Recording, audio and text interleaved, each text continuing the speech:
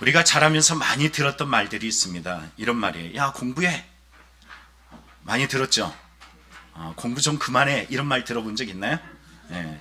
공부해. 그러잖아요. 막 얼마나 듣기 싫어요. 그런데 뭐라 그래? 꼭 뒤에 붙는 말이 있잖아요. 다 너 위해서 그러는 거야. 너 위해서.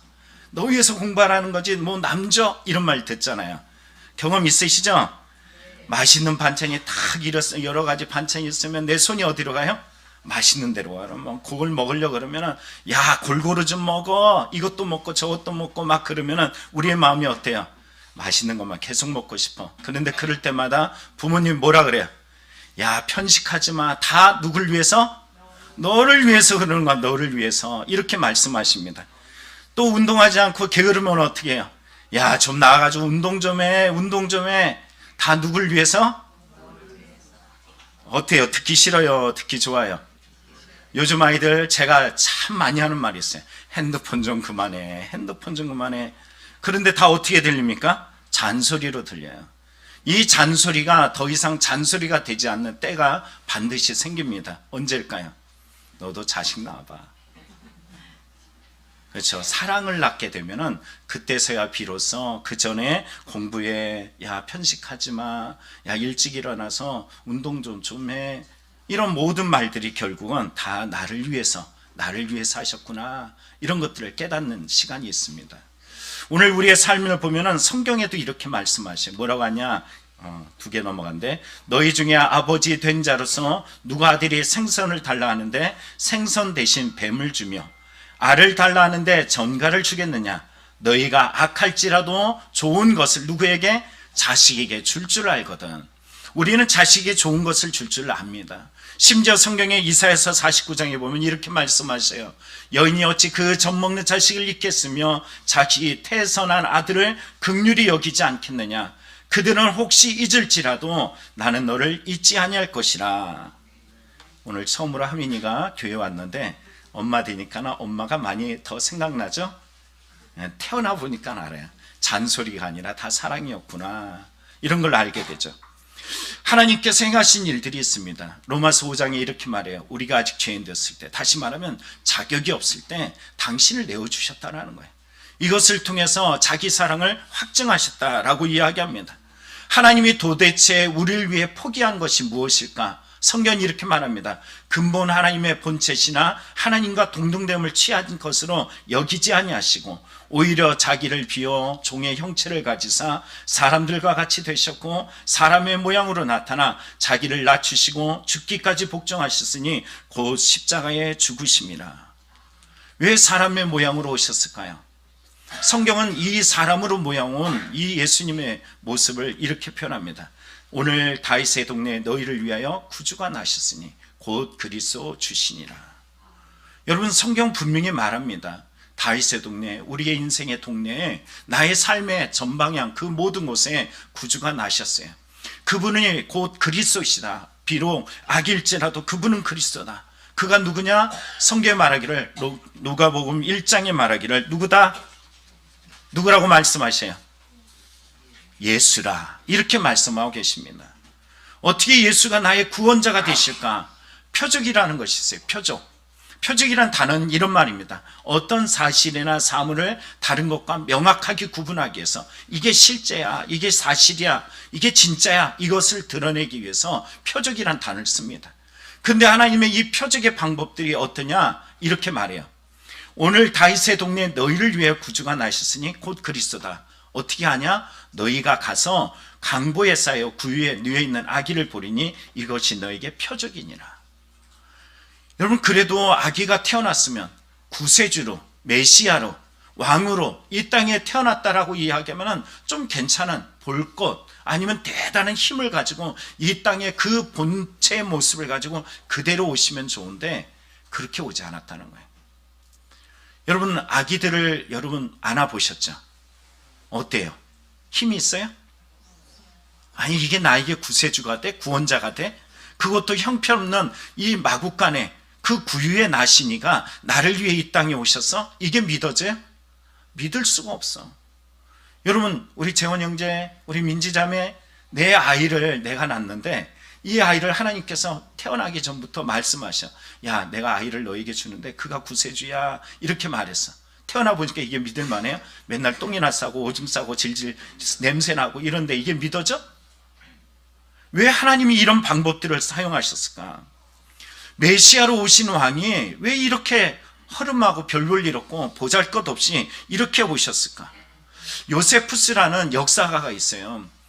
우리가 동방박사 이야기를 알죠? 저 동방에서부터 정말 몇 달에 걸쳐 가지고 이 예루살렘의 별을 쳐다보면서 왔단 말이에요. 근데 이 별을 보고서 온 그 자리에 보니까 쭉 따라왔어. 지금까지 모든 인생을 견뎌 왔는데 마지막 순간에 딱 이르렀더니 별보다도 누가 더 화려했냐면은 왕궁이 더 화려했어요. 예루살렘이 더 화려했어요. 왜냐하면은 요세푸스라는 역사가의 그의 글에 의하면은 이렇게 말합니다. 멀리서 예루살렘을 딱 맞이할 때 햇볕에 반짝이는 그 금색의 번쩍이는 예루살렘을 보면요, 황홀하게 그지없다는 거예요. 당시 사람들이 예루살렘을 딱 보면은 우와, 이렇게 화려할 수 있어? 달빛에도 반짝이고 별빛에도 반짝이고 그 화려함에 마음이 넋을 잃어버리는 당시 시대 예루살렘이었어요. 우리는 기억합니다. 저 동방박사의 별을 보면서 지금까지 왔는데 어째 저렇게 마음을 잃어버릴 수 있었을까? 그런데 당시 시대 역사가는 말이에요, 잃어버릴 수밖에 없었다는 거예요. 그 화려함이 이만저만이 아닙니다. 온 몸과 마음을 빼앗겨서 한번 예루살렘을 보고 나면은 사람들의 마음속에 야, 또 한번 가보고 싶어, 그 황금성에 한번 가보고 싶어, 이런 마음들이 생긴다는 거예요. 그러니 우리는 뭐라고 이야기해? 동방박사에게 너희들 믿음 없어, 말할 수 없다라는 것입니다. 오늘 동방박사들이 예루살렘에 와서 던진 말이 이겁니다. 유대인의 왕으로 나시니가 어디 계시냐? 우리가 동방에서 그의 별을 보고 그에게 경배하러 왔노냐? 라고 이야기해요. 그때 여러분 어떤 사람들의 반응들이 있었을까? 먼저 왕의 반응, 온 이스라엘의 반응이 성경에 그대로 기록해요. 이렇게 말합니다. 헤롯 왕과 온 예루살렘이 듣고 소동한지라. 소동했다는 단어가 뭔 뜻일까요? 혼란하다, 중요하다, 또는 선동하다. 다시 말하면 충격에 빠졌다는 거예요. 왜? 헤롯의 입장에서 먼저 생각해 볼까요? 헤롯은 이 나라의 왕이 누구예요? 자기 자신이야. 이 왕위를 지키기 위해서 여러분 어떤 짓을 한 줄 아세요? 자기 장모를 죽였어요. 거기 끝나지 않습니다. 자기 아내도 어떻게 한 줄 아십니까? 죽였어. 뭘 위해서? 왕위를 위해서. 그래도 이 악한 왕은 자기 자식은 안 죽이겠지? 아니에요. 누구도 죽였어요? 자기 아들도 죽였어요. 거기만 죽이지 않습니다. 왕으로 나신 이가 어디 있느냐, 이 말에 그는 결국은 예루살렘에 있는 2살 이하의 아이들까지도 다 싹 죽여버렸어요. 여러분, 이 사람의 오직 바람, 이 사람은 무엇을 위해 살고 있어요? 왕이. 여러분, 왕이라는 것은 뭘까요? 모든 주도권을 가지고 있는 사람이에요. 권력과 권위와 모든 능력을 가진 것이에요. 근데 왕권, 우리가 주여라고 말하죠. 주여라고 이해할 때 누가 왕이라는 거예요? 예수님이 나의 주님이셔, 나의 왕이셔, 이런 고백이에요. 그런데 여러분, 오늘 성경 속에 이 헤롯은 자기가 왕이어야 돼.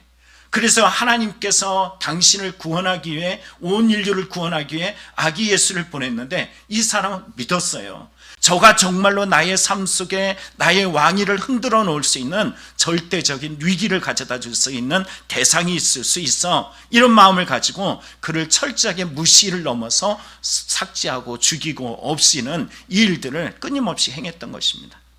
언제라도 나의 삶에 내가 주인 노릇을 하며 왕 노릇을 하며 걸림돌이 되면은 가차없이 죽이고 없이 하고 그 모든 싹까지 잘라냈던 사람이 누구? 헤롯. 그런데 성경은 헤롯만을 말하는 것이 아니에요. 심지어는 이 헤롯을 통해서 너의 삶의 주인은 누구냐라는 질문을 던지고 있다는 것입니다. 여러분의 인생의 주인은 누굴까요? 어떤 사람은 상처가 주인 노릇해. 어떤 사람이 인생에 수많은 아픔과 고통과 괴로움이 주인 노릇해서 하나님께서 주신 은혜의 날들이 있는데도 은혜를 누리지 못하고 여전히 내가 하고 싶은 대로 내 받은 상처, 내 받은 절망, 내 받은 두려움, 이런 것들이 삶을 좌우하고 움직이는 사람이 있습니다. 어떤 사람은 물질이, 어떤 사람은 건강이, 어떤 사람은 자기의 성공이 주도하면서 이끌어가는 사람이 있어요. 누군가가 나에게 예수 그리스도가 필요해라고 이야기할 때 내 상처에 대해서 그 하나님의 방법에 대해서 믿지 못하는 사람들이 많아요. 나의 물질적인 것보다 그거 다 소용없어, 결국은 하나님이 필요해라고 이야기할 때 믿지 못해요. 제가 어떤 분이 돌아가실 때 이 말씀을 드렸잖아요. 어르신 한 분이 죽음에 임했을 때 했던 말들 기억나시나요? 눈을 뜨시고 자, 뭐라고 이야기했어요? 잠이 주인 노릇하지 않도록 깨어 있으시기 바랍니다. 정민이한테 한 말 아니야. 그냥 눈이 마주친 것 뿐이야. 자, 우리에게 기억하시기 바랍니다. 우리의 삶 속에 여러분 분명한 것은 그분이 돌아가실 때 뭐라 그랬냐면, 목사님 천국에서 꼭 봅시다. 그의 인생의 주인이 누구였어요? 예수님이었어요. 우리 애기도 그러잖아요. 하민이도 예수님 그랬잖아요. 들으셨죠? 네. 우리의 삶에 기억하시기 바라요. 여러분의 인생의 주인이 누구세요? 죽는 그 순간까지 이 믿음을 지켜야 돼요. 절대 여러분이 왕이 되지 않도록 주의하시기 바랍니다.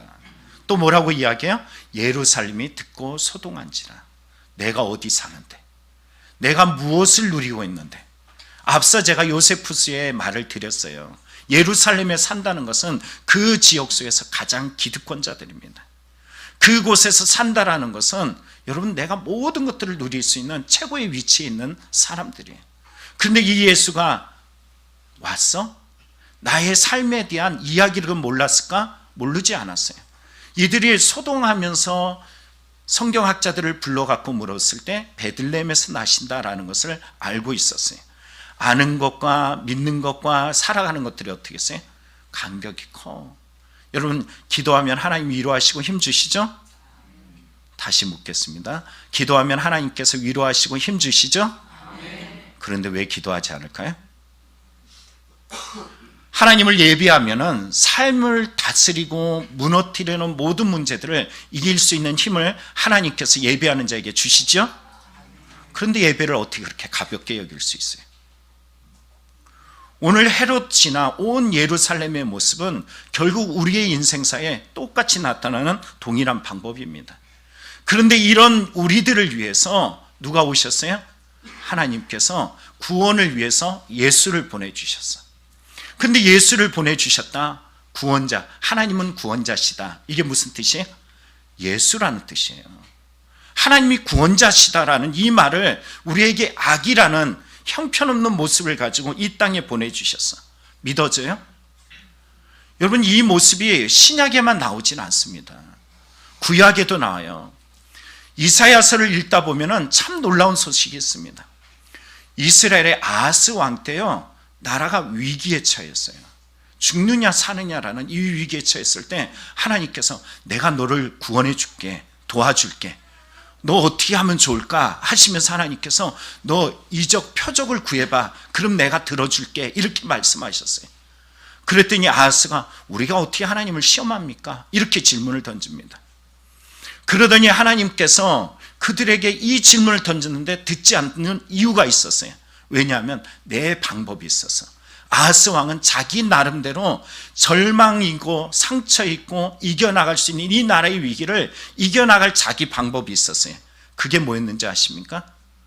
그게 바로 아수르라는 주변국이었어요. 나라가 위협에 쌓이는 이때에 하나님 말고 다른 도움으로부터 구원받을 수 있는 자기만의 방법이 있었어요.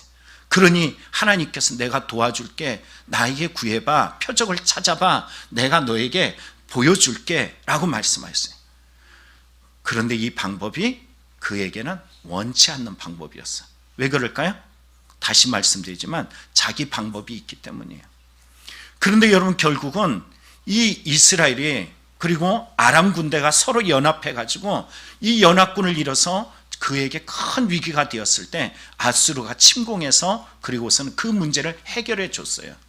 근데 놀라운 것은 인간적인 방법은 결국 종노릇하게 됩니다.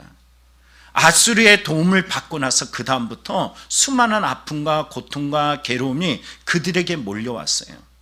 납달리 그리고 여기에 말하는 스불론이라는 이 주변 국가 주변에 있는 동네들은 끊임없이 공격당하고 아파하고 상처 있고 절망하는 이런 어려움을 겪게 되었어요. 그래서 하나님께서 이 고통으로부터 너의 방법으로 해결할 수 없었던 그 해결의 방법할 수 없는 그 한계점을 내가 나만의 방법으로 구원해 줄게 하면서 하나님이 제시한 방법이 이 방법이에요. 자, 하나님이 제시한 방법이 이거예요. 자, 한번 같이 읽어봅니다. 시작. 한 아기가 우리에게 태어났다. 우리가 한 아들을 얻었다. 그는 우리의 통치자가 될 것이다. 그 이름은 기묘자 모사라 전능하신 하나님이라 영존하신 아버지라 평화의 왕이라 불릴 것이다. 그의 왕권은 점점 더 커지고 나라의 평화도 끝없이 이어질 것이다. 그가 다윗의 보좌와 왕국 위에 앉아서 이제부터 영원히 공평과 정의로 그 나라를 굳게 세울 것이다. 만군의 주의 열심히 이것을 반드시 이루실 것이다. 하나님께서 말씀하셔요. 내가 한 아기를 보내줄게.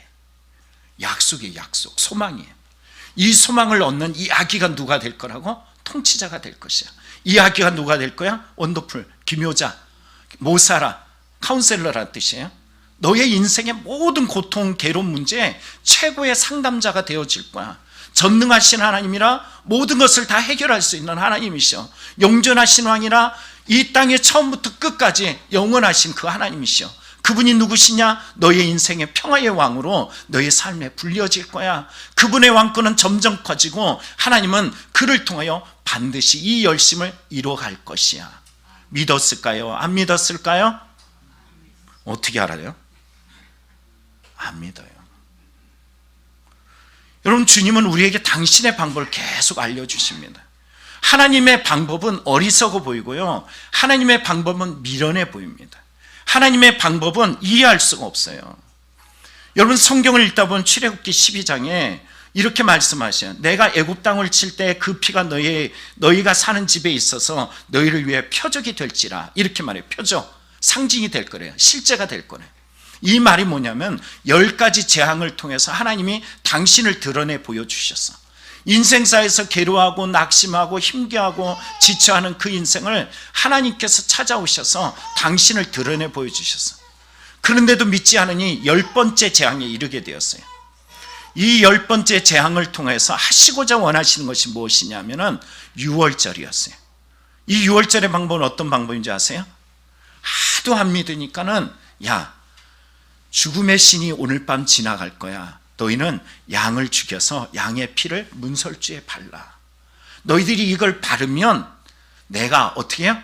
죽음의 신이 지나갈 것이고, 그리고 이것을 바르지 않는 사람은 죽을 것이야. 이렇게 말했단 말이에요. 하나님이 구원의 방법은 뭐냐면은 당신을 드러냄에 있어서 죽음과 삶의 기로에 서게 만들었어요.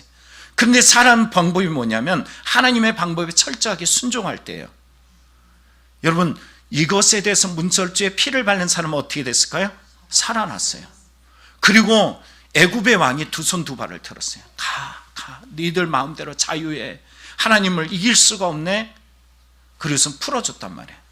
그리고 인생사에서 계속 그 길을 가다 보니까는 어디를 만나냐면 또 다시 홍해 앞에 서게 됐어요. 홍해 앞에. 인생의 또 이 고난, 문제, 아픔 속에 또 서게 됐어. 10번째 재앙을 하고 죽음을 넘어왔으니까는 신앙이 좋을까요? 나쁠까요? 이 정도 지나왔으면 신앙이 성장했을까요? 아니면 신앙이 없을까요? 여러분이라면 10가지 재앙을 경험했고 하나님이 나를 살리시고 내 주위에 죽음들을 봤다면 이쯤 되면 하나님을 의지하면서 살겠어요? 안 살겠어요? 그럼 이스라엘 백성은 살았을까요? 안 살았을까요? 어떻게 알아요? 홍해 앞에 서게 됐어. 뒤에는 애국 군대가 저놈 놔주고 보니까 아까운 거예요. 그래가지고 군대를 일으켜가지고 그놈들 싹 잡아와, 다 죽여버려 이러면서 애굽의 바로 왕이 보냈어. 그런데 앞에 딱 가보니까 어디야? 앞에 홍해가 딱 막고 있네. 우리 다 죽게 생겼네. 죽게 생겼어. 이런데 다름 아니라 오늘 성경 모세가 이럴 때 뭐라 그러냐면 이런 말을 던집니다. 모세가 이르되 너희는 두려워하지 말고 가만히 서서 여호와께서 오늘 너희를 위해 행하시는 구원을 보라. 너희가 오늘 본 애굽 사람을 영원히 다시 보지 아니하리니 여호와께서 너희를 위해 싸우리니 너희는 가만히 있을지어다. 잠잠해. 하나님이 구원해 주실 거야. 이렇게 말씀하고 계세요. 그런데 왜 이 말을 했을까? 이들이 어떻게 반응했길래? 성경은 이렇게 말합니다. 그들이 모세에게 했던 말이에요. 애굽에 매장지가 없어서 당신이 우리를 이끌어내어 이 광야에서 죽게 하느냐? 어찌 당신이 우리를 애굽에서 이끌어내어 우리에게 이같이 하느냐? 우리가 애굽에서 당신에게 이른 말이 이것이 아니냐? 이르기를 우리를 내버려 두라. 우리가 애굽 사람을 섬길 것이라 하지 아니하더냐? 애굽 사람을 섬기는 것이 광야에서 죽는 것보다 낫겠노라. 내버려둬, 내버려둬, 내버려둬 막 이러는 거예요. 오늘 우리의 삶 속에 그대로 내버려 두기를 원하는 이들의 모습이 뭘까요? 자기 생각, 자기 구원의 방식하고 하나님의 방식이 부딪히기 때문이에요. 하나님의 구원하는 방식은 항상 부딪힘이 있어요. 하나님은 우리에게 도대체 무엇을 원하시는 걸까요? 불평하고 원망하고 좌절하고 넘어지는 이 백성들에게 끊임없이 만나를 먹여줄 때 하찮은 것으로 여겼던 이 백성들, 별 볼 일 없는 것으로 여겼던 이 백성들에게 하나님께서 야 지겹다 지겨워 그러면서 그동안 보호해 주셨던 하나님께서 불뱀들이 다시 등장하게 해서 그 원망하는 사람들을 다 물어서 죽게 만들었어요. 열이 펄펄펄 끓어올라서 죽음에 이를 그 시점에 모세가 하나님 잘못했습니다. 저들을 구원해 주십시오 하고 간절히 기도했더니 하나님께서 구원의 방법을 주셨어요. 그 구원의 방법이 뭘까요? 그렇죠. 장대에다가 놋뱀을 만들어서 높이 달아. 그리고 이걸 보는 자는 어떻게 돼요? 살 것이야. 내가 죽게 생겼는데 하나님을 향하여서 하나님의 방법인 놋뱀을 쳐다보면 산대. 여러분 그 다음에는 책임이 누구에게 있어요? 놋뱀을 쳐다본 사람에게는 생명이 있고 놋뱀을 쳐다보지 않은 사람들은 다 죽게 되었다는 거예요. 여러분 이 방식에서 여러분은 무엇을 느끼나요? 제가 쭉 몇 가지 사건을 쭉 나열했는데 여러분 무엇을 동일한 부분을 발견합니까? 내 생각과 하나님의 생각은 어떻다? 그렇습니다. 성경은 이렇게 말합니다. 이는 내 생각이 너의 생각과 다르며 내 길은 너의 길과 다름이라. 여호와의 말씀이니라. 이는 하늘이 땅보다 높음 같이 내 길은 너의 길보다 높으며 내 생각은 너의 생각보다 높음이니라. 우리 인생의 고통과 괴로움과 문제에 직면할 때 하나님은 늘 우리에게 말씀하셔요. 우리는 그냥 단지 상처, 절망, 아픔, 두려움, 고통 이제는 끝났네 라고 말할지 모릅니다. 그러나 그 시점이 하나님은 우리에게 말씀하셔요. 하나님을 바라봐야 될 시점이라는 것입니다. 하나님을 의지해야 될 시점이에요. 내 생각을 내려놓으라고 말씀하고 있어요. 내 뜻을 버리라고 끊임없이 말씀합니다. 그런데 우리 예배보다도 다른 방법이 더 소중하고 하나님의 구원의 방식보다도 내가 짜놓은 나의 계획과 나의 방법들이 더 마음을 들이고 시간을 들이고 물질을 들이고 삶을 드릴 때가 많습니다. 오늘 하나님께서 이렇게 말씀하십니다. 신명기 1장 이 광야 시대를 지내왔던 백성들에게 던져주시는 하나님의 말씀이에요. 내가 너에게 말하기를 그들을 무수하지 말라 두려워하지 말라. 너희보다 먼저 가시는 너희 하나님 여호와께서 애굽에서 너희를 위하여 너희 목전에서 모든 일을 행하신 것 같이 이제도 너희를 위해 싸우실 것이며 광야에서도 너희가 당하였거니와 사람이 자기 아들을 안는 것 같이 너희 하나님 여호와께서 너희가 걸어온 길에서 너희를 안으사 이곳까지 이르게 하셨느니라. 무슨 말이냐면요, 지금 너희가 여기 있지, 그런데 너희 힘으로 온 거 아니야. 사실은 누가 하신 거예요? 하나님이 하셨다는 거예요. 여러분 이들이 이 믿음을 가졌을까요? 안 가졌을까요?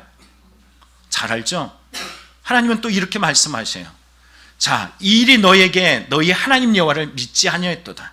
그는 너희보다 먼저 그 길을 가시며 장막 칠 곳을 찾으시고 밤에는 불로 낮에는 구름으로 너희가 갈 길을 지시하신 자신이라. 그 하나님이 오늘 이 땅에 오셨어요. 이 믿음을 가진 자가 평화를 누리게 될 것을 선언하고 있습니다.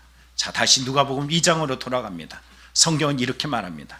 지극히 높은 곳에는 하나님께 영광이요 땅에는 하나님이 기뻐하시는 사람 중에 평화로다. 누구에게 평화가 주어진다? 여러분, 하나님이 기뻐한다는 것은 뭘까요? 하박국 선지자를 보면은 참 놀라운 메시지가 있습니다. 하나님이 기뻐하는 것이 무엇이길래 그의 삶에 완전히 무너졌는데 무너지지 아니하고 도리어 이런 모습으로 나타나요. 비록 무화과 나무가 무성하지 못하며 포도나무에 열매가 없으며 감람나무에 소출이 없으며 밭에 먹을 것이 없으며 우리의 양이 없으며 외양간에 소가 없을지라도 누구로 인하여? 여호와로 인하여 즐거워하며 나의 구원의 하나님으로 인하여 기뻐하리로다. 여러분, 하박국의 주제가 뭔지 아시죠? 이신칭이에요. 믿는 자에게 구원을 주시는 하나님의 구원의 방식을 믿었던 그에게는 하나님의 기쁨이 절대 빼앗기지 않는다라는 것입니다. 오늘 성경은 우리에게 이렇게 말씀하십니다. 유다서 1장에 하나님의 사랑 안에서 자신을 지키며 영생에 이르도록 우리 주 예수 그리스도의 긍휼을 기다리라. 오늘 이 시대를 살아가는 믿음의 성도라면 기억할 것이 있어요. 오늘 다윗의 동네, 너희의 동네에 구주가 나셨으니 누구라? 그리스도 주시라. 오늘 여러분에게 찾아오시는 이 예수, 이 하나님의 방법, 아기 예수를 믿으시길 축복합니다. 하나님의 방법을 믿는 자들에게, 그 믿음으로 긍휼을 기다리는 자에게 하나님께서는 약속을 하나님의 열심으로 반드시 지켜내릴 줄 믿습니다. 기도하겠습니다.